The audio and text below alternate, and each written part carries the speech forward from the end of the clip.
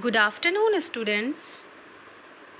So, till now, we have completed meristematic tissue, that is a type of plant tissue, and now in this video, we will complete next tissue, that is permanent tissue. We will complete this simple permanent tissue and its type in this video. Okay, so permanent tissue. The division and differentiation of the cells of meristematic tissues give rise to permanent tissues. Cell differentiation is when developing tissues and organs change from simple to more complex forms and become specialized for specific functions. The cells of permanent tissues lose the capacity to divide and attain a permanent shape, size, and function. Depending on their origin, permanent tissues are of two types, that is primary and secondary. Primary permanent tissues are derived from apical and intercalary meristems, and secondary permanent tissues are derived from lateral meristems or cambium cells. And on the basis of their composition, permanent tissues are classified in two categories, that is simple and complex. So we will learn firstly about simple permanent tissue. Simple permanent tissues consist of similar permanent cells which perform the same function or a similar set of functions. Here are the divisions, that is parenchyma, collenchyma and sclerenchyma. These are the three types of simple permanent tissue. Now first is your parenchyma. This tissue is composed of large, thin-walled cells which are generally oval or spherical. You can see in this picture. These are the live cells. They are usually loosely packed. So, because of the loosely packed, they have large spaces between cells. That is, they have large intercellular spaces. These living cells with a nucleus and a vacuole are found in the soft parts of the plant. This tissue provides support to plants and also stores food. In some situations, like when it contains chlorophyll and performs photosynthesis, it is called chlorenchyma, and in aquatic plants, larger cavities are present in parenchyma which gives buoyancy to the plants to help them in the floating on the surface. So such parenchyma is called arenchyma.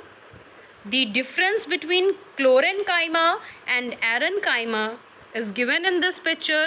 You can see chlorenchyma, it is a type of parenchyma tissue which contains chloroplast and is photosynthetic, while arenchyma is a type of parenchyma tissue which contains air spaces and is mainly found in many aquatic plants. Chlorenchyma contains chloroplast, while arenchyma contains larger spaces.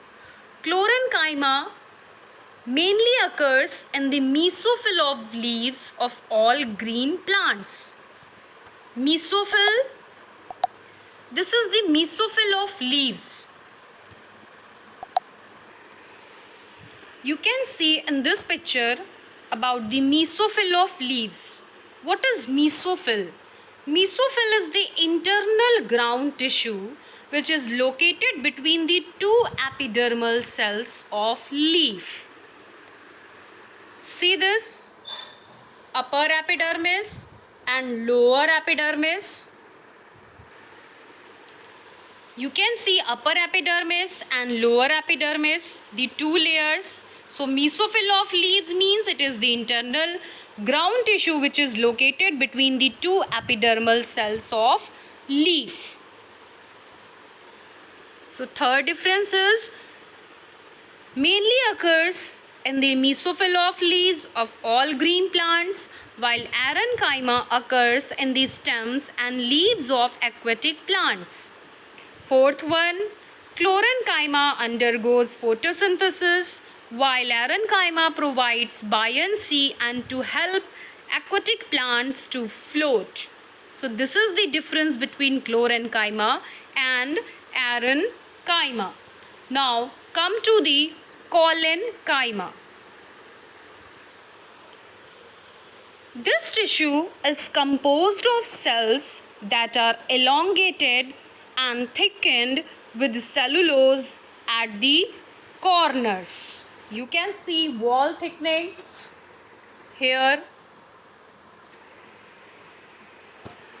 So they are elongated and thickened with cellulose at the corners. There is no intercellular space. Collenchyma provides mechanical support to plant organs and is found in leaf stalks and below the epidermis of stems. It helps leaves and stems bend without breaking. It provides support, protection, and flexibility to plant organs. And it is generally absent in roots. So this is about the collenchyma.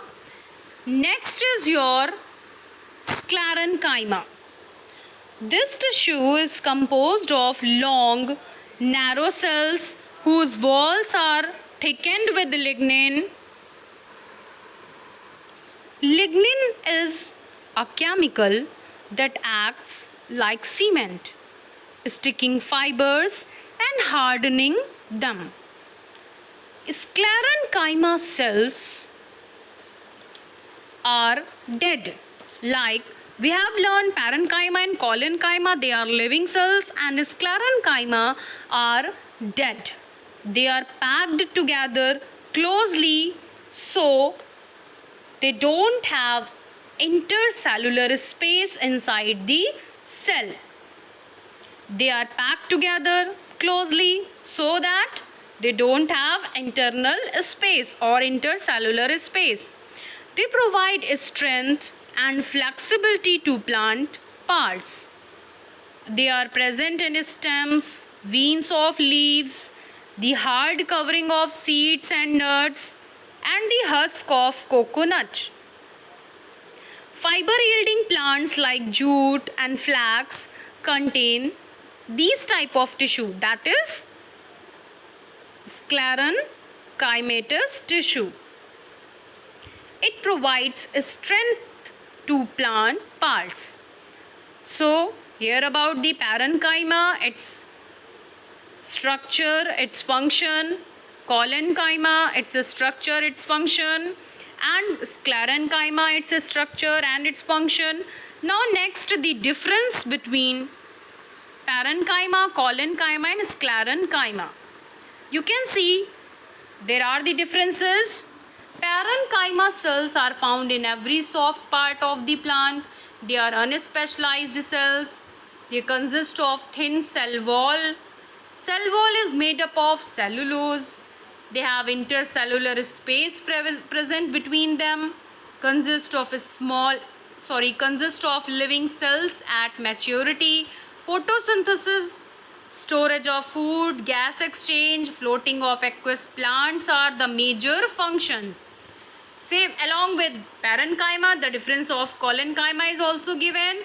Sclerenchyma is also given. Read all these differences. Listen this video carefully, and whatever the doubts you have, you can clear your doubts. In next video, we will start with the epidermal, stomata and complex permanent tissue. Thank you.